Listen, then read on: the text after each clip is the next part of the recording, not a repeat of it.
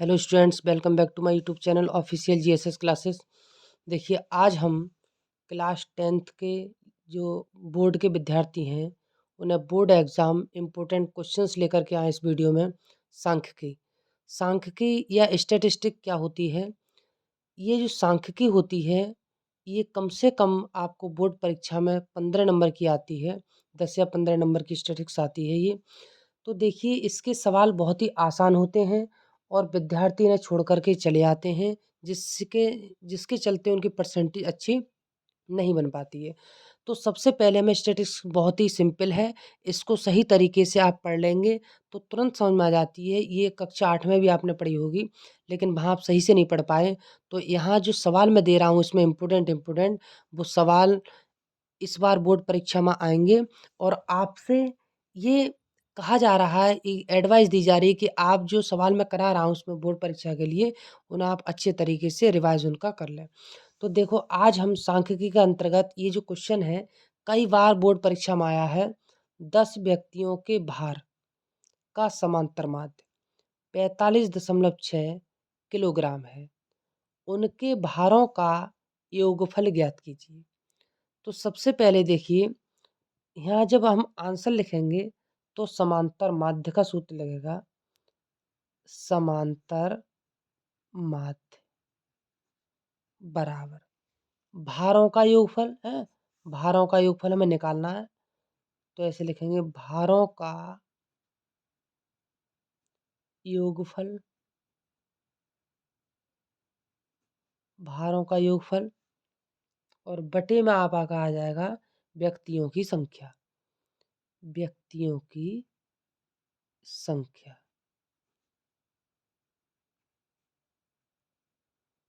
व्यक्तियों की संख्या।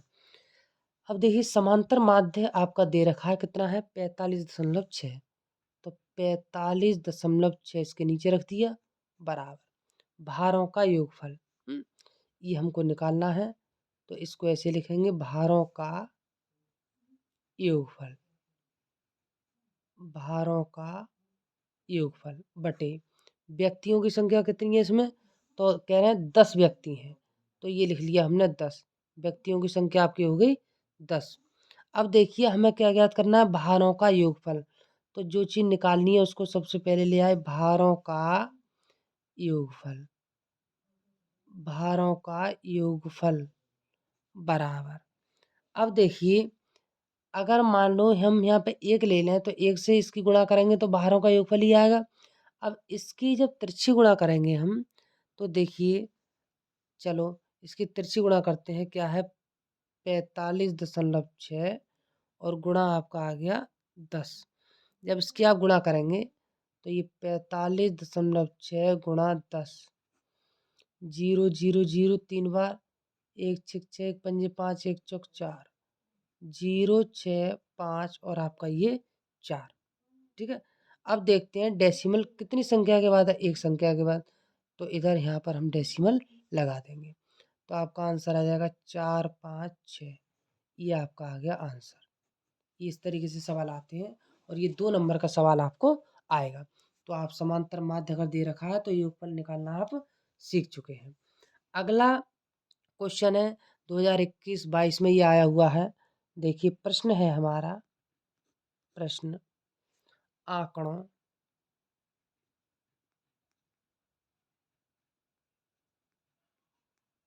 आंकड़ों 3, 4, 6 तथा x का माध्य 5 है। माध्य 5 है, तब x का तब x का मान ज्ञात कीजिए। मान ज्ञात कीजिए। देखिए, आंकड़े दे रखे हैं 3, 4, 6 तथा x का माध्य 5 है, तब x का मान ज्ञात कीजिए। तो सबसे पहले समांतर माध्य कितना दिया है हमें? 5। तो यहाँ लिखते हैं समांतर माध्य बराबर कितना है आपका 5। ये समांतर माध्य में 5 दिया है, इसलिए माध्य बराबर संख्याओं का योग उसी तरीके से निकालेंगे। संख्याओं का योग बटे कुल संख्या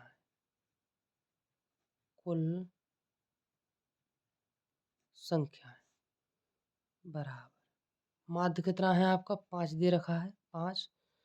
यहाँ पर संख्याओं का योग निकालो कितना है। पहली संख्या है आपकी 3 प्लस 4 प्लस 6 और प्लस आपका x बटे कुल संख्या कितनी है ये 1 2 3 4। तो कुल संख्याओं की गिनती लिख दी हमने 4 यहाँ पर। अब देखिए इसकी हम तिरछी गुणा करेंगे तो पहले 4 को 5 से गुणा करेंगे तो 5 चौक ये आ गया आपका 20 बराबर 4 3 7 और 6 13। तो 13 प्लस और ये बचा आपका x का मान निकालेंगे तो x बराबर 20 और बराबर ये आपका 13 हो जाएगा इसमें माइनस, तो बराबर आएगा 7। तो x बराबर हमारा कितना आया उत्तर 7। ये हो गया हमारा आंसर कंप्लीट। इस तरीके से आपको निकालने को आता है। अब देखिए कुछ प्रश्नों में समांतर माध्य निकालने के लिए आता है, जरूर आता है ये प्रश्न। कुछ प्रश्नों में समांतर माध्य कैसे निकालें। तो तीसरा प्रश्न है हमारा संख्याओं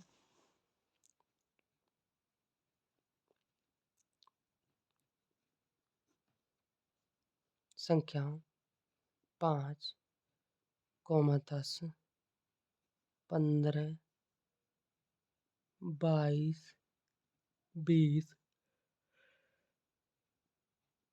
35 तथा 40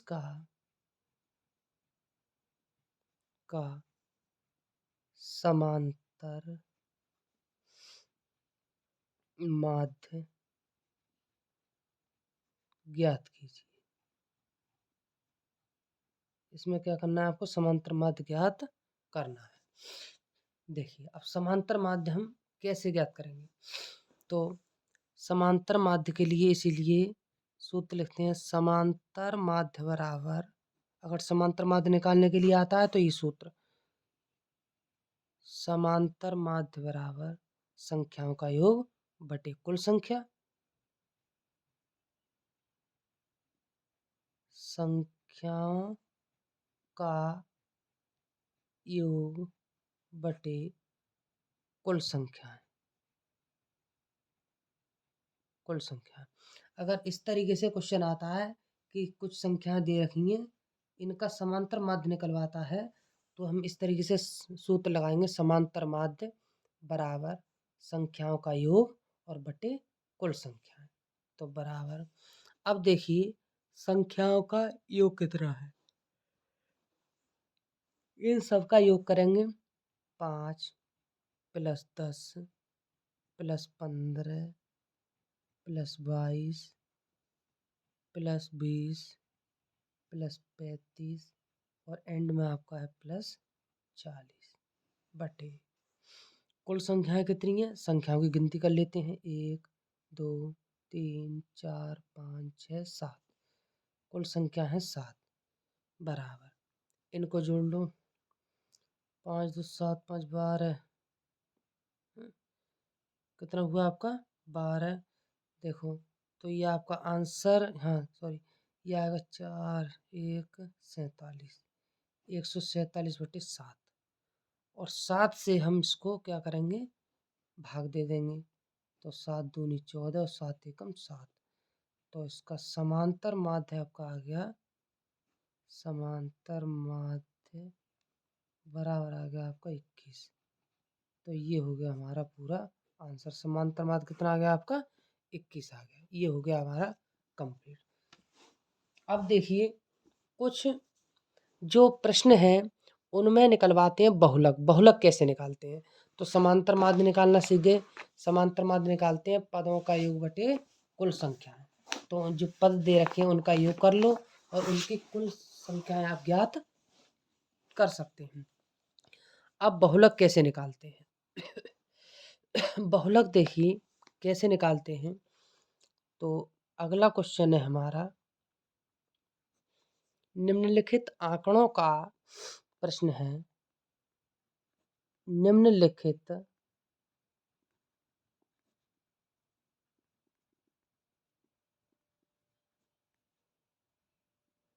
आंकड़ों का बहुलक ज्ञात कीजिए। बहुलक ज्ञात कीजिए।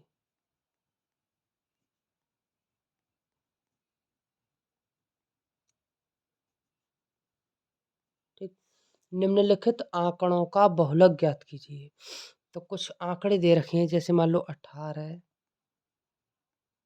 38, 25, 36, 38, 25, 18, फिर 38, 25, 19 और 25 और 25। ये आपका क्वेश्चन है। ये आंकड़े दे रखे हैं, इनमें से कह रहे हैं निम्नलिखित आंकड़ों का बहुलक ज्ञात कीजिए। तो इनका बहुलक हम कैसे निकालते हैं? इनका बहुलक हम कैसे निकालते हैं? तो सबसे पहले ये जो आंकड़े दे रखे हैं, इनको किस क्रम में लिखते हैं? आरोही क्रम में। तो इस तरीके से लिखेंगे, आंकड़ों को